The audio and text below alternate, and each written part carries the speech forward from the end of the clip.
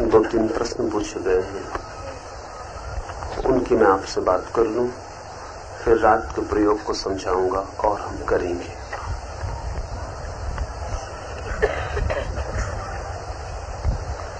एक मित्र ने पूछा है कि श्वास गहरी लेनी है या तीव्र, डीप या फास्ट। तीव्रता का ख्याल रखें। गहरी अपने से हो जाए तो बात अलग, आप गहरे का, डीप का ख्याल न करें।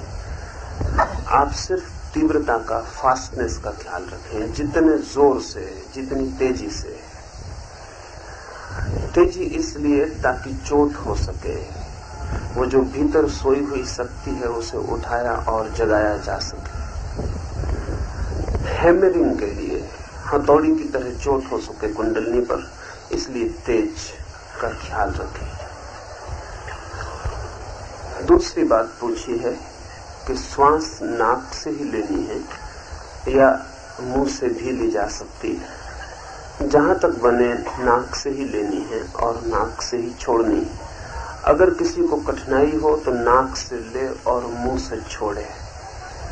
अगर सर्दी या जुकाम की कोई तकलीफ हो और नाक से लेना संभव न हो, उस हालत में मुंह से ली और छोड़ी जा सकती है।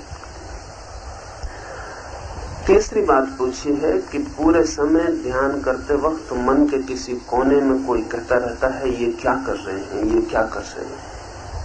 जरूर कोई कहता रहेगा, वही आप हैं, कोई नहीं, वही आप हैं। आपके मन ने कभी ध्यान नहीं किया है, आपने कभी ध्यान नहीं किया है। आपका पूरा अतीत, आपकी पूरी स्मृति ध्यान से रिक्त और शून्य है। वही पूरा मन कह रहा है, ये क्या कर रहे हैं। उसकी समझ के आप बिल्कुल बाहर कर रहे हैं। उसकी समझ में नहीं आ रही बात, आएगी भी नहीं, क्योंकि मन अपरिचित है। परिचित हो जाएगा तो नहीं कहेगा कि क्या कर रहे हैं। अगर आनंद की झलक मिल जाएगी तो फिर कभी नहीं कहेगा कि क्या कर रहे हैं। मन का नियम है, जिसे वो जानता है उससे राजी हो जाता है, जिससे अपरिचित है उससे दूर हटता है। अपरिचित शत्रु मालूम पड़ता है। और मन का ये भी नियम है कि वो केवल आनंद की ओर ही प्रवाहित होता है, चाहे झूठा आनंद ही क्यों न हो। जहां आनंद दिखाई पड़ता है वहीं जाता है, चाहे मिले न मिले ये दूसरी बात, लेकिन आभास भी हो आनंद का तो मन जाता है। ध्यान के आनंद को तो हमने कभी जाना नहीं, वो अपरिचित लोक है, अनजान क्षेत्र है। उस दुनिया में हम कभी प्रविष्ट नहीं हुए। मन पूछता है, ये क्या कर रहे हैं, ये क्या कर रहे हैं। उसे पूछने दें, उसका पूछना बिल्कुल स्वाभाविक है। उससे लड़े भी मत, उसे दबाएं भी मत, उसे पूछते रहने दें और आप ध्यान जारी रखें। जैसे ही ध्यान में रस और आनंद की झलक मिलनी शुरू होगी, मन खुद ही कहेगा, ठीक कर रहे हैं, ठीक कर रहे हैं। मन खुद ही दिन में 50 बार कहेगा, ध्यान करें, फिर करें और करें। मन कभी रोकता नहीं।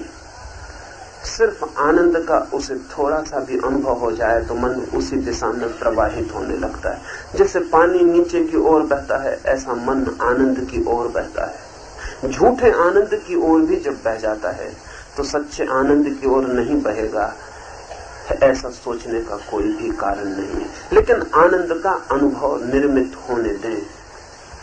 अगर इस मन की मान के रुक गए कि क्या कर रहे हैं तो रुक जाएंगे। मन को कहने दें, उसके लिए नई बात है, उसे कहने दें, कहते रहने दें। आप ध्यान में उतरते चले जाएं। जैसे ही आनंद की जरा सी किरण फूटेगी और मन राजी होकर बहने लगेगा, उसे बहाने की भी कोई कोशिश करने की जरूरत नहीं पड़ती।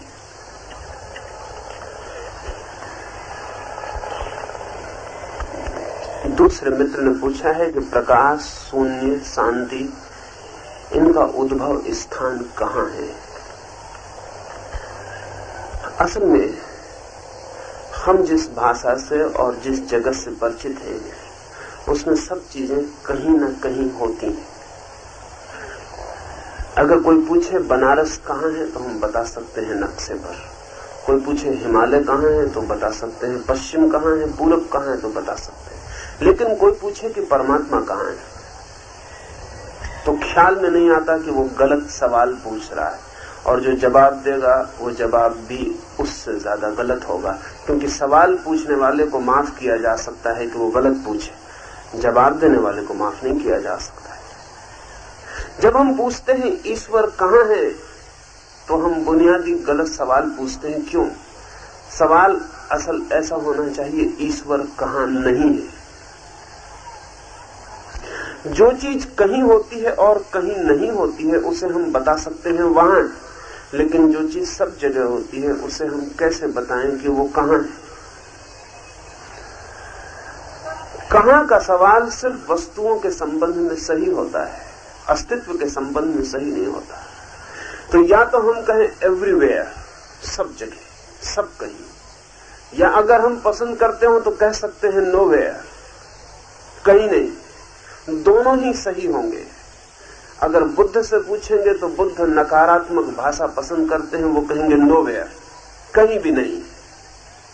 अगर शंकर से पूछेंगे तो शंकर पॉजिटिव भाषा पसंद करते हैं, वो कहेंगे एवरीवेयर, सब कहीं। लेकिन दोनों का मतलब एक ही होता है, सब कहीं वही हो सकता है जो किसी एक जगह नहीं है।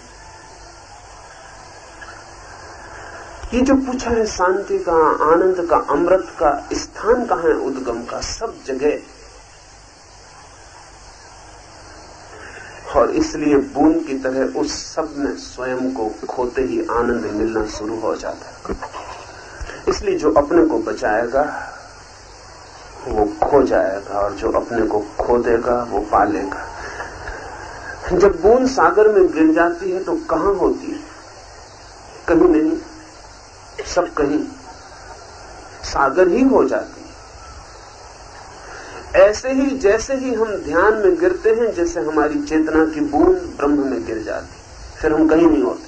और जब हम कहीं नहीं होते तभी शांति और तभी आनंद और तभी अमृत का जन्म होता है। जब तक हम हैं तब तक दुख है, जब तक हम हैं तब तक पीड़ा है, जब तक हम हैं तब तक परेशानी है।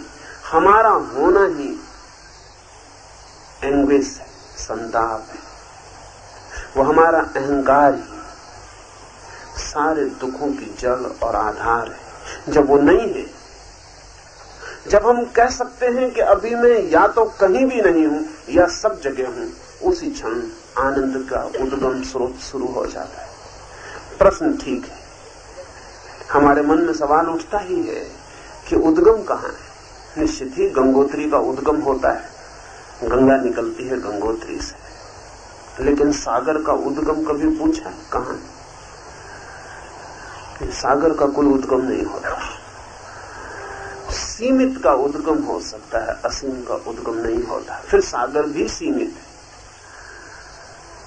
परमात्मा की तो फिर कोई सीमा नहीं, आनंद की फिर कोई सीमा नहीं, अमृत की कोई सीमा नहीं, उसका कोई उद्गम नहीं होता। अच्छा होगा हम ऐसा समझें कि हमारा उद्गम है, दुख का उद्गम है, और दुख के उद्गम का स्रोत हम हैं, मैं। वो जो ईगो है वो दुख की गंगोत्री है, वहां से दुख की गंगा निकलती। और जब मैं खो जाता है तो वो शून्य में, विराट में, ब्रह्म में लीन हो जाता है। तब जो पैदा होता है वो आनंद है। कुछ और आपके सवाल होंगे तो